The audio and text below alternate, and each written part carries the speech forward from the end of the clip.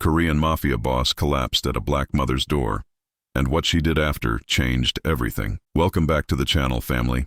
If you're new here, smash that subscribe button and hit the bell so you never miss these incredible stories. Drop a like if you're ready for this one, and tell me in the comments, what state or country are you watching from? Let's get into it. The black SUV screeched to a halt in front of Denise's small brick house in South Chicago. She heard the thud before she saw anything. When she opened her door, a Korean man in an expensive suit lay bleeding on her porch steps, his eyes barely open, his breath shallow. Behind him, a car sped away into the night. Denise's first instinct was to call the police, but something in the man's face, the desperation, the fear, made her hesitate. She looked down at him, then back at her two sleeping children inside. What she did in the next 60 seconds would change both their lives forever. She dragged him inside. "Mama, who's that?" Her 8-year-old daughter, Keisha, stood in the hallway, clutching her stuffed bear. "Go back to bed, baby. Mama's handling something." Denise was a nurse. Had been for 15 years before the hospital closed and she lost everything. Her husband Marcus had died 2 years ago. Car accident. Drunk driver, no justice. She'd been raising Keisha and her 4-year-old son Andre alone ever since. She grabbed her old medical kit from the closet. The man had been stabbed twice in the abdomen. Professional work, meant to kill, but whoever did it missed the vital organs by inches. She worked through the night, stitched him up with supplies she'd kept from her nursing days. By morning, his fever had broken. When he finally opened his eyes, he stared at her like she was a ghost. "Where am I?" "My house. South Chicago. You collapsed on my porch last night." He tried to sit up and winced hard. "Don't move. You'll tear the stitches." "Who are you?" "Denise Williams. The woman who just saved your life. Now who stabbed you and why'd they dump you here?" He was quiet for a long moment. "My name is Jin-Ho Park, and the less you know, the safer you are." "Mister, you're bleeding on my couch. I got 2 kids in the next room. I think I deserve to know what kind of trouble just landed on my doorstep." Jin-Ho studied her face. Strong. Unafraid. He'd spent 20 years in the Korean organization in Chicago, had men twice her size tremble when he walked into a room, but this woman looked at him like he was just another patient. "I was the head of the Park family operations." "Was. My own people tried to kill me last night." Denise's stomach dropped. "You're telling me you're some kind of mob boss?" "Was. Past tense." "And now what?" "Your people are going to come looking for you. Come to my house, where my babies sleep. They think I'm dead. They left me to bleed out. No one knows I'm here. You better be right about that." She stood and walked to the window, peeking through the blinds. "You need to leave. Soon as you can walk, you're gone." "I understand." But Jin-Ho couldn't walk.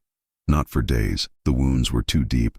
The blood loss too severe. Denise found herself changing his bandages, bringing him soup, checking his temperature like she'd done for hundreds of patients before. Keisha was curious, kept peeking into the living room where Jin-Ho lay on the pull-out sofa. "Mama, why's the man still here?" "He's sick, baby.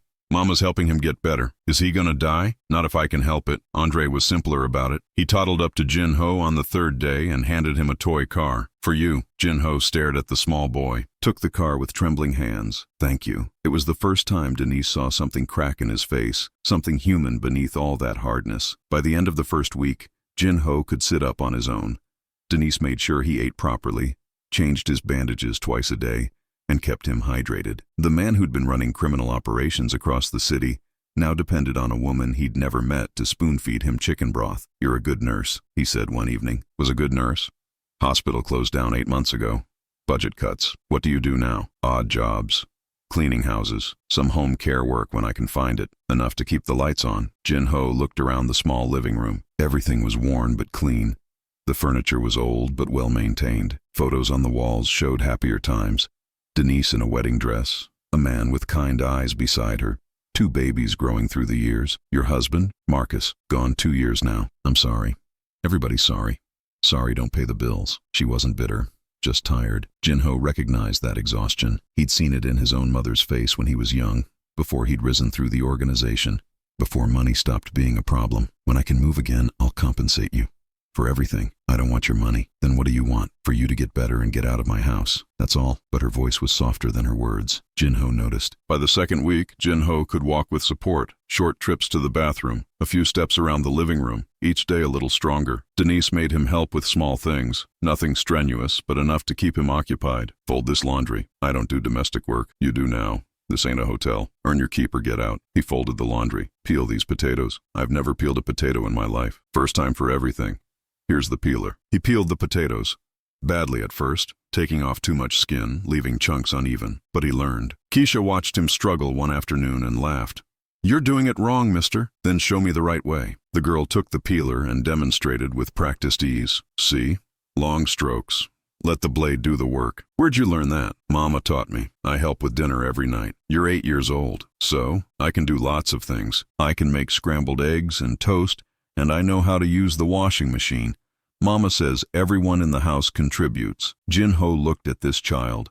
So young, so capable, so matter-of-fact about responsibilities that would have been unthinkable in his own pampered youth. "Your mother's raising you right." "I know," Keisha grinned. "She's the best." Mr. Thompson, the elderly neighbor from across the street, came by one afternoon. He was 73 years old, had lived in the neighborhood his whole life, and considered himself the unofficial guardian of the block. "Denise, honey, saw a shadow moving in your window. Everything all right?" "Yes, Mr. Thompson. Just have a friend staying with me for a while. He's recovering from surgery." "A friend?" The old man peered past her, caught a glimpse of Jin-ho sitting on the couch. "That's a man, Denise." "Yes, sir, that's generally what friends can be." "Well, don't get smart with me, girl.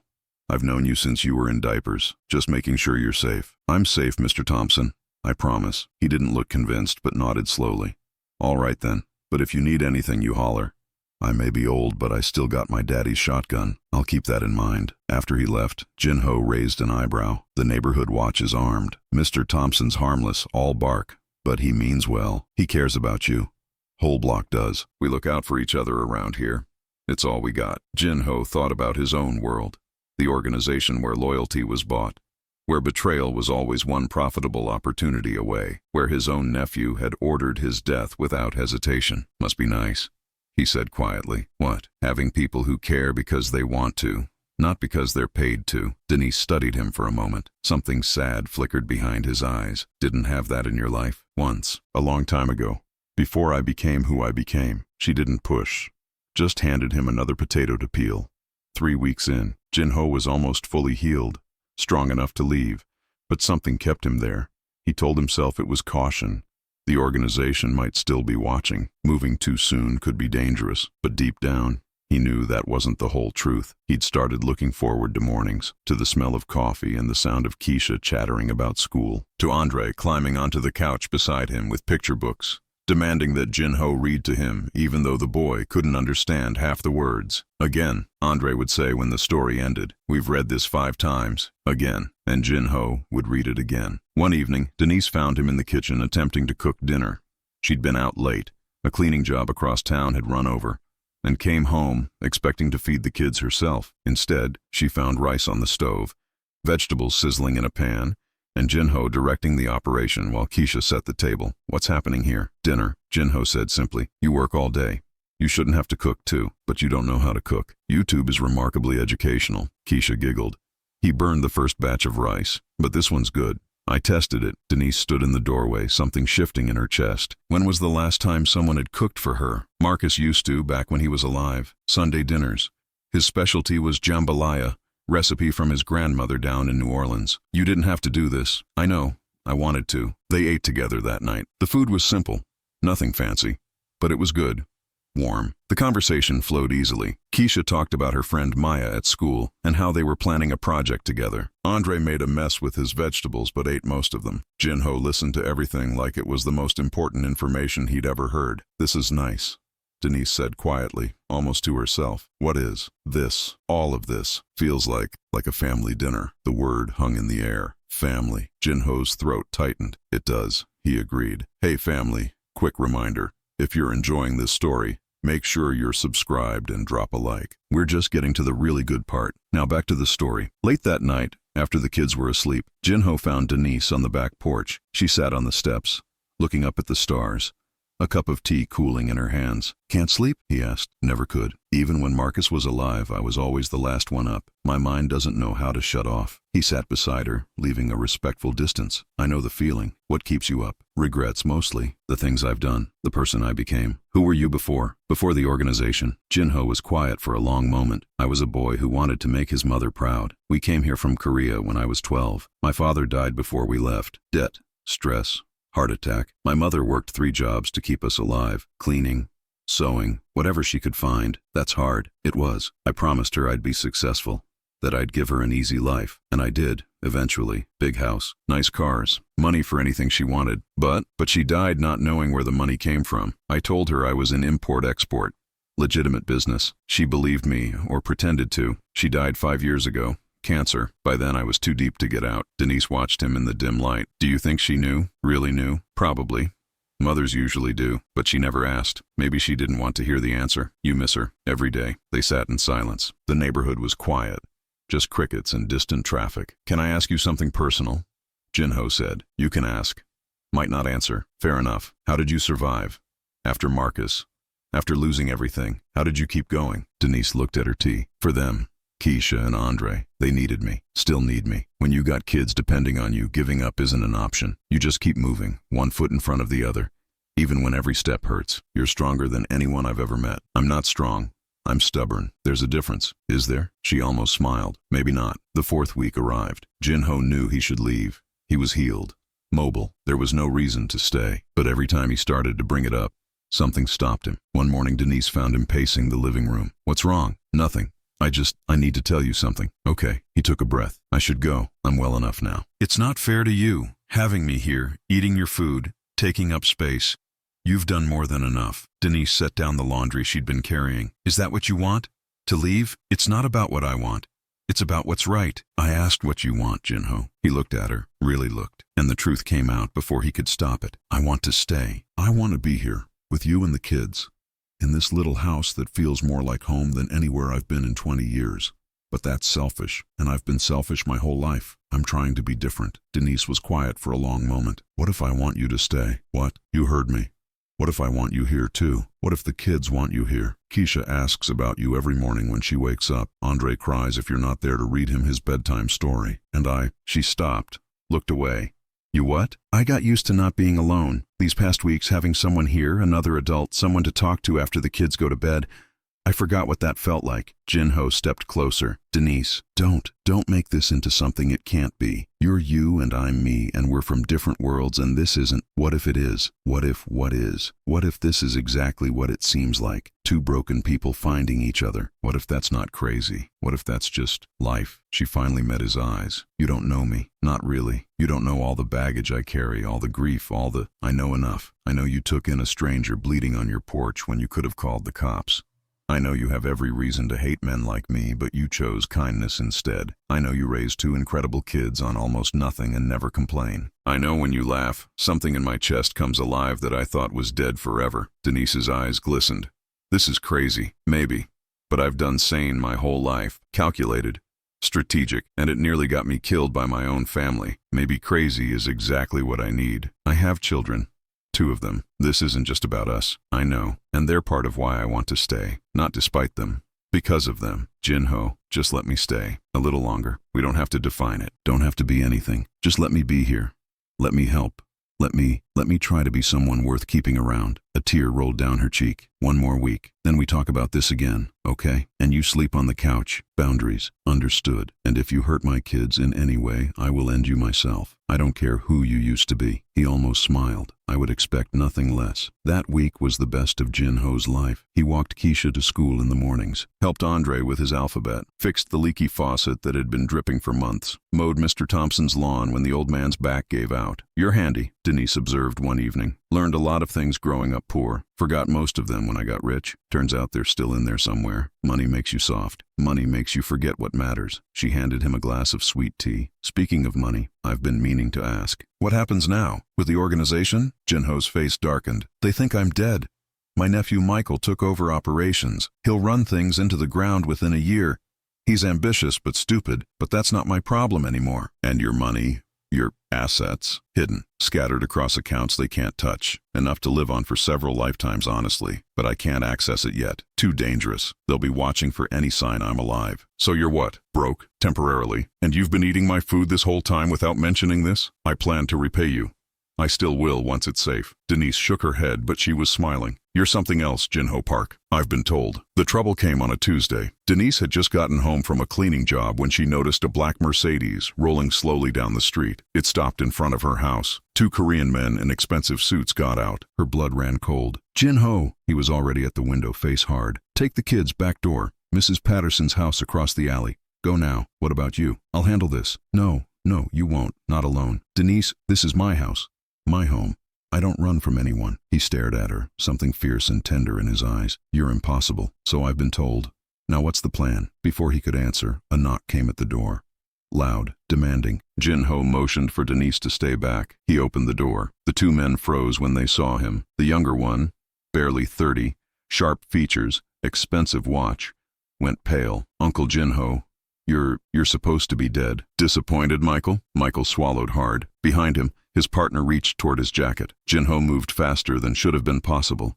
3 weeks ago he'd been dying, but muscle memory never forgot. He had the man's gun before anyone could blink, pressed against Michael's temple. Let's try this again. You're going to turn around, get in that car, and deliver a message. Uncle, please, don't call me that.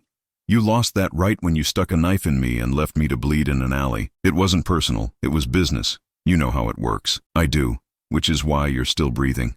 Now listen carefully. I'm out, completely out. I have no interest in the organization, no desire for revenge, no plans to interfere with whatever you're building. In return, you leave me alone. This house, this woman, these children, they don't exist to you. If anyone comes here again, if anyone so much as drives down this street too slowly, I will come for you, all of you, and I won't stop until there's nothing left. Do you understand? Michael nodded frantically. I understand. Good. Now go. And Michael, yes, I loved you like a son. Remember that. Remember that the man you tried to murder was the one who carried you on his shoulders at your mother's funeral, who paid for your education, who gave you everything. Remember that when you're lying awake at night wondering if you made the right choice. He released Michael and stepped back. The two men scrambled to their car and drove away. Jin-ho closed the door and leaned against it, suddenly exhausted. The gun trembled in his hand. Denise was there, taking the weapon from him, setting it aside, pulling him into her arms. It's okay. It's okay. They're gone. They'll come back. Maybe not today. Maybe not tomorrow, but then we'll handle it together. Denise, you don't know what these people are capable of. I know what I'm capable of, and I know I'm not letting you face this alone. He looked at her, this woman who had every reason to throw him out, to protect herself and her children, to want nothing to do with his dangerous world. Why? Why what? Why are you still here, still fighting for me? I'm nothing but trouble. My whole life is trouble. You should want me gone. Denise cupped his face in her hands, because everyone deserves someone who won't give up on them. My grandmother used to say that. She said the world is full of people running away from each other, and the brave ones are the ones who run toward. Your grandmother sounds wise. She was. Raised 11 children on a sharecropper's wage in Alabama. Buried 3 husbands. Never complained once. That woman knew something about survival. And about love. Denise's breath caught. Maybe about that too. The word hung between them. Love. Neither of them had said it yet. Neither was ready. But it was there. Growing. Undeniable. The weeks that followed were quiet. No more visits from the organization. Jin-ho's warning had spread through the underground. The Park family's former boss was alive, protected, and not to be touched. Rumors swirled about who was protecting him, what resources he still commanded. In truth, his only protection was a small brick house and a woman with a baseball bat. It was enough. Jin-ho settled into a routine. Mornings with the kids, afternoons helping around the house and neighborhood, evenings with Denise on the porch, talking until the stars came out. He learned everything about her, her favorite color, purple, her secret love of old romance novels, hidden under her mattress where the kids wouldn't find them, the way she hummed gospel songs while cooking, the scar on her elbow from a childhood bike accident. She learned him too, his love of chess. He taught Keisha, who beat him within a month, his fear of dogs. Bitten as a child, never got over it. The nightmares that still came sometimes, making him cry out in Korean, words she couldn't understand, but feelings she recognized. Bad dream? She'd ask in the morning. Always. He'd say, want to talk about it? Not yet. When you're ready. When I'm ready. 3 months in, Mr. Thompson cornered Jin-ho on the sidewalk. So, you planning on making an honest woman out of her or what? Jin-ho nearly choked. Excuse me? Don't play dumb with me, son. Whole neighborhood sees how you look at each other.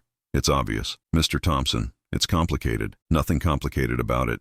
You love her. She loves you. Only thing complicated is the nonsense y'all tell yourselves to avoid admitting it. She's been through so much. Lost her husband. I don't want to pressure. Marcus has been gone 2 years.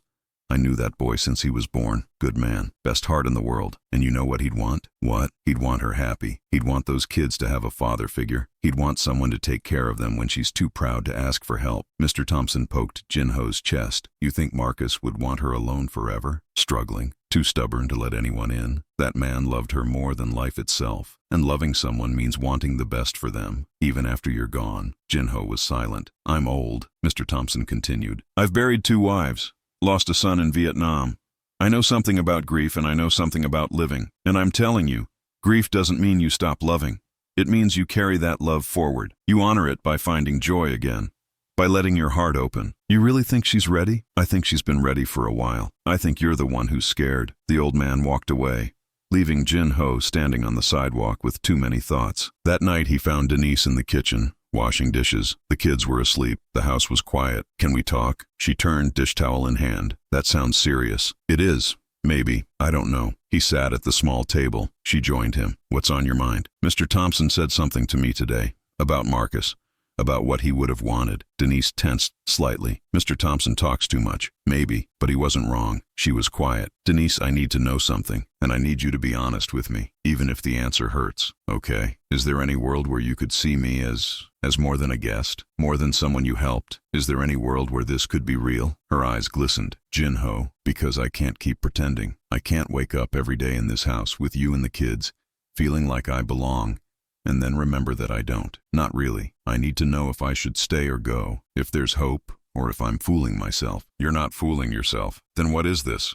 What are we? A tear rolled down her cheek. I don't know. I've been trying to figure it out since the day you showed up on my porch. All I know is, when I think about you leaving, I can't breathe. When I imagine going back to how things were before, just me and the kids in the silence, I feel like I'm drowning, and I haven't felt that way since Marcus. What does that mean? It means I'm terrified. It means I love you, and I hate that I love you because loving people means losing people, and I can't go through that again. She was crying openly now. You love me? Of course I love you. How could I not? You're here every day, being patient and kind and wonderful with my children, looking at me like I'm something precious, like I matter. He crossed the table and pulled her into his arms. You matter. You matter more than anything. This is insane. We've known each other 3 months. I know. You used to be a mob boss. I know. I'm a widow with 2 kids and no money, and I know, and I don't care. I love you, Denise. I love Keisha and Andre. I love this little house and this crazy neighborhood and Mr. Thompson's unsolicited advice. I love all of it. She laughed through her tears. You're impossible, so you've mentioned. What are we supposed to do now? Whatever we want. Whatever feels right. I'm scared. Me too. What if it doesn't work? What if it does? She looked up at him, this man who'd stumbled into her life bleeding and broken and somehow became the missing piece she didn't know she needed. Kiss me. What? Kiss me before I lose my nerve. He kissed her, soft at first, tentative, then deeper. Years of loneliness and fear and hope pouring out. When they finally broke apart, both were breathless. So, he said, so, what now? She smiled. Really smiled. For the first time in years. Now we figure it out. Together. The next morning, Keisha found them holding hands at the breakfast table. Mama, are you and Mr. Jinho together now? Denise looked at Jinho. Jinho looked at Denise. Would that be okay with you? Denise asked. Keisha thought about it. Does that mean he'll stay forever? That's the plan, Jinho said. And he'll come to my school plays? And teach me more chess? And read to Andre every night? All of that. The girl grinned. Then it's okay. Andre toddled in, still sleepy, and climbed into Jinho's lap. Dada, he said. Everyone froze. He's never called anyone that, Denise whispered. Not even Marcus. He was too young when Marcus died. Jinho's eyes filled with tears. Is that okay? Can I be that? Denise took his hand. You already are. 6 months later, Jinho proposed. No fancy restaurant, no elaborate plan, just a Tuesday evening, dishes in the sink, kids finally asleep, and a ring that had belonged to his mother. My mother would have loved you, he said. I know that sounds like a line, but it's true. She always said I needed someone who would keep me honest, someone strong, someone who wouldn't take my nonsense. Sounds like your mother was smart. She was, and she wanted me to have a family. A real one. I think she'd be happy if she could see this. He opened the box. Simple diamond, nothing flashy. Denise Williams, will you marry me? She was crying before he finished the question. Yes, yes, 1,000 times yes. The wedding was small. Mr. Thompson officiated. Turned out he'd gotten ordained online years ago. Just in case. The whole block came. Mrs. Washington brought her famous potato salad. The Martinez family from next door made tamales. Jinho contributed Korean barbecue that had everyone asking for the recipe. Keisha was the flower girl. Andre was the ring bearer, though he mostly just chewed on his tuxedo sleeve. Denise wore her grandmother's dress, altered to fit. something old and something new. Jin-ho wore the first suit he'd bought with honest intentions in 20 years. They wrote their own vows. "I promise to choose you every day," Jin-ho said. "In health and in sickness, in fortune and in poverty, in peace and in chaos. I promise to be the father your children deserve and the husband you should have had all along. I promise to never stop trying to be worthy of this life you've given me. I promise to trust you," Denise said. "Even when I'm scared, even when my past tells me to run, I promise to believe in second chances, because you are mine and I am yours. I promise to love you, Jin-ho Park, until my last breath and beyond." They kissed. The neighborhood cheered. Andre cried because he dropped his juice box. It was chaos. It was perfect. 1 year later, the Jin-ho Park Community Center opened on the corner of West 43rd Street, 3 blocks from the house where a wounded man had once collapsed on a stranger's porch. Inside, free tutoring for neighborhood kids, GED classes for adults, job training programs, a medical clinic where Denise worked 3 days a week, finally using her nursing degree again. Outside, a playground where Andre pushed his baby sister on the swings. Yes, baby sister. "I still can't believe it," Jin-ho said, watching his daughter, laugh in the spring sunshine. "A year ago I was dying in an alley. Now I have a wife, 3 kids, and a community center with my name on it. God works in mysterious ways," Denise said. "You really believe that?" "I believe something brought you to my door. Call it God, call it fate, call it stupid luck, but something knew we needed each other. Maybe I was just bleeding in the right direction." She laughed. "Maybe." Keisha ran up, breathless. "Dad! Andre won't share the swing." Dad, she called him Dad now, had started about 6 months ago, casual, like it was the most natural thing in the world. Jin-ho still got emotional every time. "Tell him it's his sister's turn, and if he argues, remind him who controls dessert privileges." "Got it!" She ran off. Jin-ho watched her go. "I don't deserve this," he said quietly. "Probably not." He looked at his wife. "You're supposed to argue with me." "Why? We both know you did terrible things. We both know you don't deserve a second chance. But you got one anyway. The question isn't whether you deserve it. The question is what you do with it." She gestured at the community center, the playground, the neighborhood starting to heal. "This is what you do with it. You build something good. You help people. You love your family. You wake up every day and choose to be better than you were yesterday. And if I fail, then you try again. That's all any of us can do." He pulled her close. "I love you, Denise Park. Love you too, Jin-ho Park." And there, in the afternoon sunshine, with their children's laughter echoing off the buildings they'd helped restore, with the neighborhood that had become their family surrounding them, Jin-ho realized what he'd been searching for his entire life. Not power, not money, not respect. Home. He'd been bleeding, broken, ready to die, when he collapsed on a stranger's porch. He'd expected nothing but darkness. Instead, he found light. He found home, and home had found him. Your support means the world to us, family. If this story touched your heart, share it with someone who needs to hear it. Subscribe if you haven't already. Drop your thoughts in the comments. I love hearing from you. Until next time, take care of each other.